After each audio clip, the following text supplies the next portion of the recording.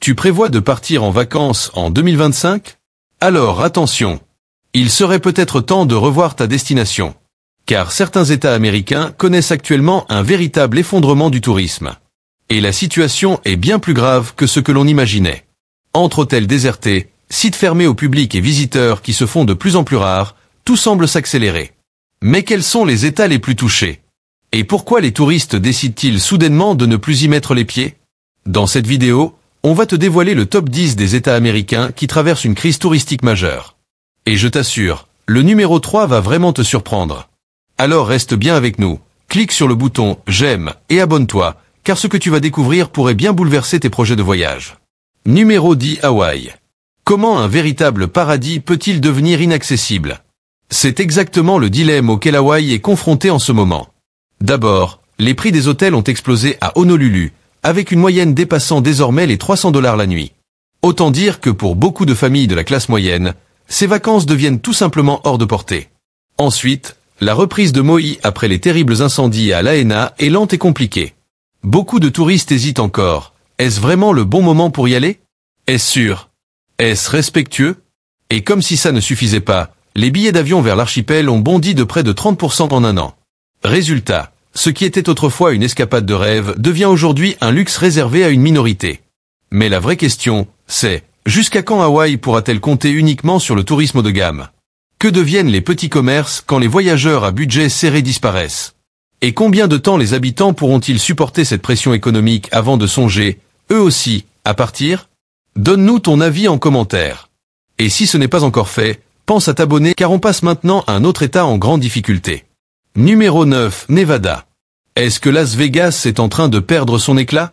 Le tourisme au Nevada prend un sérieux coup, et les signes sont de plus en plus visibles. Sur le Strip, le taux d'occupation des hôtels est passé sous la barre des 80%. Un chiffre impensable il y a encore quelques années. Les vols internationaux à destination de Las Vegas, eux aussi, sont en baisse, notamment en provenance d'Europe et d'Asie. Et ce n'est pas tout. Plusieurs grands salons et conférences ont été annulés ou réduits en catimini, privant l'économie locale de millions de dollars. Alors, est-ce le début d'un lent déclin pour ce temple du divertissement? Et si Vegas cesse d'attirer autant qu'avant, que va-t-il advenir des milliers d'emplois dans les casinos, les hôtels et les clubs? Peut-être que les visiteurs préfèrent désormais des destinations plus abordables, comme certaines villes d'Arizona, ou même des séjours à l'étranger où le rapport qualité-prix est plus attractif. Le Nevada a longtemps été considéré comme résistant aux crises économiques, mais 2025 semble bien décidé à faire exception. Et crois-moi, ce qui suit risque de t'étonner encore plus. Numéro 8, Texas. Comment un État aussi vaste, riche culturellement et historiquement que le Texas peut-il perdre de son attrait touristique? Et pourtant, c'est exactement ce qui se passe cette année. Le déclin est discret, mais bien réel. Dans les grands aéroports comme celui de San Antonio, le trafic passager chute pour le 3e trimestre consécutif. À Austin et Dallas, les principaux lieux touristiques enregistrent une baisse de fréquentation notable de la part des visiteurs venus d'autres États.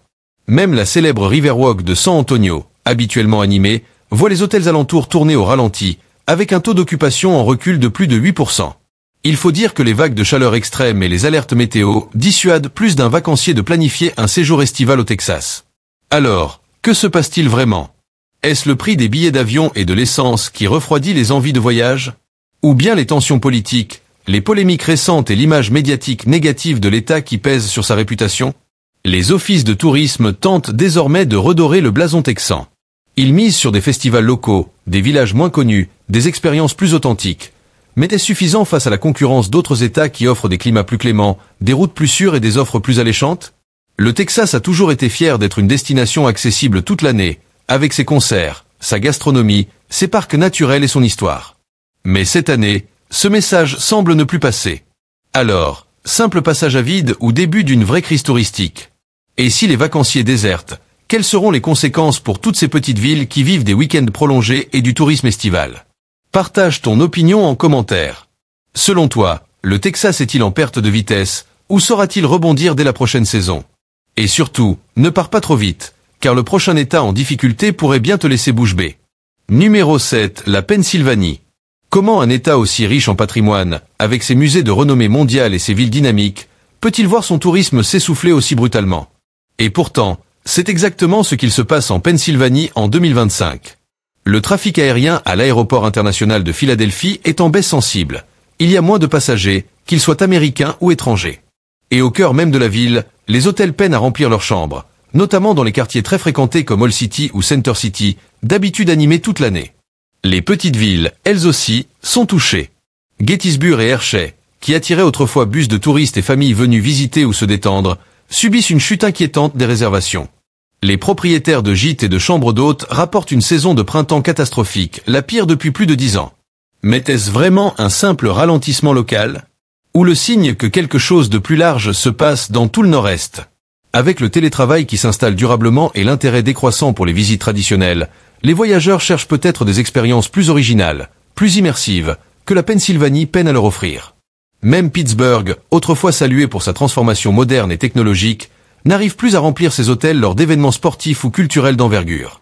Le problème viendrait-il d'un manque d'investissement dans les infrastructures? D'un marketing touristique qui ne parvient plus à séduire? Ou bien est-ce tout simplement que des villes voisines comme New York ou Washington captent désormais toute l'attention et le budget des vacanciers? Autre point à ne pas négliger, les coûts. La Pennsylvanie était jadis une option bon marché. Mais l'inflation a tout changé. Les prix dans les restaurants situés dans les zones touristiques ont grimpé de près de 12% en un an. Le stationnement, les billets d'entrée au musée, et même les petites dépenses de base sont désormais proches de ceux des grandes métropoles. Résultat, les voyageurs hésitent à y passer leur prochain week-end. Et puis, il y a la perception. Même si les faits sont souvent exagérés, certains médias ont insisté sur l'insécurité dans certaines zones de Philadelphie. L'image négative qui en ressort a marqué les esprits, surtout pour les familles venant d'autres États. On le sait, dans le tourisme, l'image perçue peut peser autant, voire plus que la réalité. Alors, que se passe-t-il vraiment quand un État à la richesse culturelle indéniable commence à disparaître des radars touristiques? La Pennsylvanie doit-elle repenser totalement sa manière de se vendre au grand public, ou est-ce tout le modèle touristique en place qui est devenu obsolète? Numéro 6, l'Oregon. Comment expliquer qu'un État aussi connu pour ses paysages à couper le souffle, ses sentiers de randonnée spectaculaires et ses villes pleines de caractère soient soudainement boudés par les voyageurs? L'Oregon est en train de sortir doucement, mais sûrement des plans de voyage de nombreux touristes en 2025. Et non, ce n'est pas juste une baisse passagère. Premier signe inquiétant, l'aéroport de Portland a enregistré une baisse de 3% du trafic passager par rapport à l'an dernier. Les compagnies aériennes, face à une demande en recul, réduisent même certaines liaisons. Côté hébergement, la situation n'est pas plus brillante. À Portland, mais aussi dans des villes très prisées comme Bend ou Eugene, le taux de vacances hôtelières atteint des niveaux qu'on n'avait plus vus depuis le cœur de la pandémie. Et le plus alarmant, c'est que plusieurs agences d'activités de plein air situées au centre de l'État ont fermé ou réduit leurs offres, faute de réservation, y compris pendant les périodes normalement les plus touristiques. Mais qu'est-ce qui freine l'envie de découvrir ce joyau de la côte ouest? Le risque constant d'incendie durant l'été pourrait bien en décourager plus d'un. Entre annulation de dernière minute et incertitude météo, beaucoup de voyageurs préfèrent jouer la sécurité ailleurs. Et puis, l'image de l'Oregon a changé. Autrefois perçue comme progressiste et alternative, cette réputation attire moins aujourd'hui, voire divise. Portland, en particulier, traverse une mauvaise passe. La ville, qui misait sur son esprit décalé et son ambiance unique, souffre encore des échos médiatiques sur la criminalité, les sans-abri ou les tensions sociales. Même si la situation sur le terrain s'est améliorée, l'opinion publique, elle, reste marquée. Résultat, ceux qui venaient pour les food trucks, les cafés branchés ou l'ambiance indépendante ne sont plus aussi nombreux. Ajoutez à cela une météo capricieuse, un printemps plus pluvieux que d'habitude, des tempêtes imprévues, et c'est toute la saison touristique qui en prend un coup, notamment pour les séjours à la montagne ou en bord de mer. Et ce ne sont pas seulement les grandes villes qui trinquent. Les zones rurales, connues pour leurs randonnées, leurs routes côtières ou encore leurs vignobles, en pâtissent elles aussi. Dans la vallée de Willamette, le tourisme viticole a reculé de 10% ce printemps. Certaines caves ont même dû réduire leurs horaires d'ouverture ou se séparer de personnel. L'Oregon risque-t-il de perdre sa place parmi les destinations incontournables de la côte ouest? Avec l'évolution des habitudes de voyage post-pandémie, l'État a-t-il une stratégie pour se réinventer? Ou son modèle, trop centré sur le tourisme saisonnier en plein air, est-il tout simplement en train de s'effriter? Numéro 5, l'Arizona. Comment un État qui abrite l'un des sites naturels les plus emblématiques du monde peut-il voir son attractivité touristique fondre aussi vite? C'est pourtant le scénario qui se déroule actuellement en Arizona. En ce printemps 2025, le parc national du Grand Canyon a accueilli 5,8% de visiteurs en moins que l'an dernier à la même période. Une baisse surprenante, d'autant plus qu'il s'agit normalement d'une saison forte. Les villes touristiques comme Sedona, Flagstaff ou Page constatent aussi une diminution de leur fréquentation. Moins de réservations hôtelières, moins de monde dans les restaurants et boutiques de souvenirs. Et du côté des activités, même constat. Les entreprises qui proposaient des vols en hélico, du rafting ou des randonnées réduisent leurs horaires, voire licencient, faute de clients. Alors, qu'est-ce qui décourage les visiteurs de venir admirer les paysages rouges et le soleil du désert? Le coût, d'abord. L'accès au parc, les permis, les frais annexes, tout cela pèse sur les budgets. Pour les familles, l'Arizona n'est plus forcément une option accessible. Et puis, la chaleur devient un vrai problème. Les températures dépassent régulièrement les 43 degrés Celsius, et ce n'est plus une simple anecdote, c'est devenu un enjeu de santé publique. À Phoenix, les hôpitaux enregistrent une hausse inquiétante des cas de coups de chaleur. Des alertes sont même diffusées, invitant les touristes à limiter les sorties. Quand ce sont les rangers eux-mêmes qui conseillent de rester à l'intérieur, on peut se demander si l'Arizona peut encore se vendre comme destination d'aventure. Enfin, il ne faut pas négliger le climat politique. Certaines décisions récentes en matière d'éducation ou d'immigration ont provoqué des réactions négatives. Des agences de voyage, des influenceurs, voire des plateformes entières ont retiré l'Arizona de leurs recommandations. Par principe. Et même si cela reste marginal, l'impact sur l'image de l'État est bien réel. Si les sites phares comme le Grand Canyon peinent à remplir, qu'en est-il des milliers de petits commerces qui vivent du tourisme? L'Arizona va-t-elle réussir à se repositionner? Ou va-t-elle devenir une destination saisonnière, à éviter dès que les températures grimpent? Dis-nous ce que tu en penses dans les commentaires. Tu crois que l'Arizona peut rebondir, ou bien est-ce que les signaux annoncent un changement durable? Et surtout, n'oublie pas de t'abonner et d'aimer la vidéo pour ne rien manquer de la suite. Numéro 4, Californie. Que faut-il penser quand l'État emblématique du tourisme américain commence à perdre de son éclat? La Californie, souvent vue comme un incontournable pour les voyageurs du monde entier, traverse en 2025 un ralentissement touristique inattendu, et ce n'est clairement pas juste un petit passage à vide. Premier signe alarmant, la chute marquée du tourisme international. Les arrivées en provenance d'Asie et d'Europe ont diminué de plus de 9%, notamment dans des villes clés comme Los Angeles ou San Francisco, qui sont d'habitude les portes d'entrée vers le rêve californien. Autre problème, les dépenses touristiques ne suivent plus l'inflation. Oui, les voyageurs américains sont encore présents, mais leur pouvoir d'achat diminue. Résultat, dans de nombreuses stations balnéaires ou régions viticoles, les petits commerçants ont de plus en plus de mal à tenir la tête hors de l'eau. Et comme si cela ne suffisait pas, la météo s'en mêle. Entre incendies précoces et inondations tardives au printemps, les réservations ont été chamboulées, provoquant des annulations massives et laissant des hôtels vides dans des zones comme Lake Tahoe ou Big Sur.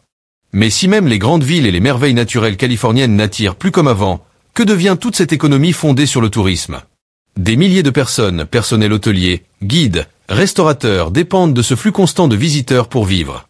La flambée du coût de la vie ne touche pas que les résidents. Elle commence aussi à faire fuir les voyageurs, qui voient la Californie comme une destination de luxe plutôt qu'un simple lieu de vacances. Et puis, il y a l'image. San Francisco, par exemple, fait les gros titres avec des vidéos virales sur la pauvreté, l'insécurité ou la consommation de drogue. Même si les habitants dénoncent des exagérations, l'effet sur l'opinion publique est réel. Dès qu'un touriste se sent incertain, il cherche une alternative. Et les familles dans tout ça? Les grands parcs d'attractions comme Disneyland continuent d'augmenter leurs tarifs. En 2025, une journée dans le parc coûte désormais plus de 1 000 $ pour une famille de 4 personnes et ce n'est que l'entrée. Si on ajoute les repas et l'hébergement, ça devient un vrai casse-tête budgétaire. Les parcs sont-ils en train de repousser les familles qu'ils ont longtemps séduites? Avec tous ces obstacles qui s'accumulent, la Californie parviendra-t-elle à redevenir une destination à la fois abordable et attractive? Ou est-elle en train d'être supplantée par des États moins chers, moins bondés et avec une image plus apaisée? Numéro 3, Floride. Quand un État aussi visité que la Floride commence à voir ses plages se vider, on se demande si quelque chose de plus profond ne se joue. En 2025, le secteur touristique floridien n'a clairement plus la force d'antan. D'abord, les réservations de croisières au départ de grands ports comme Miami ou Port Canaveral sont en baisse marquée, notamment chez les voyageurs étrangers. Certaines compagnies rapportent une chute de 12% du nombre de passagers internationaux. Ensuite, la saison du Spring Break a été étrangement calme sur la côte du Golfe. Les taux d'occupation hôtelière ont reculé de plus de 6% dans des villes phares comme Panama City Beach ou Clearwater. Autre problème majeur, l'assurance et les intempéries.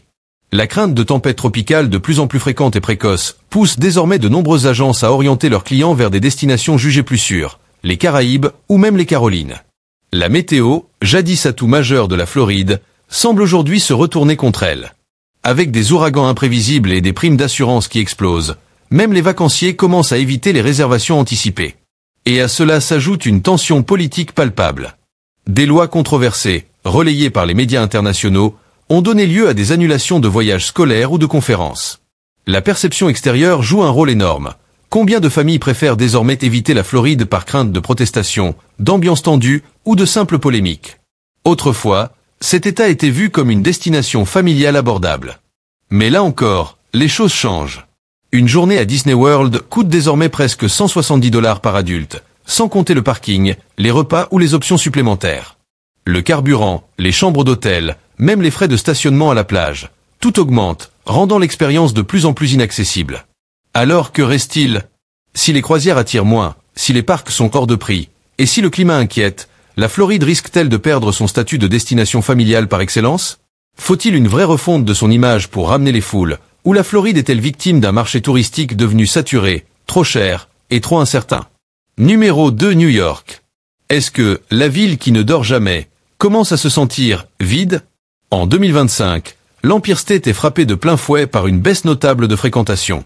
Les arrivées internationales ont chuté de plus de 7%, notamment à cause de délais de visa rallongés et de billets d'avion devenus trop coûteux. Dans Manhattan, les hôtels voient leur taux de remplissage passer de 85% à moins de 79%.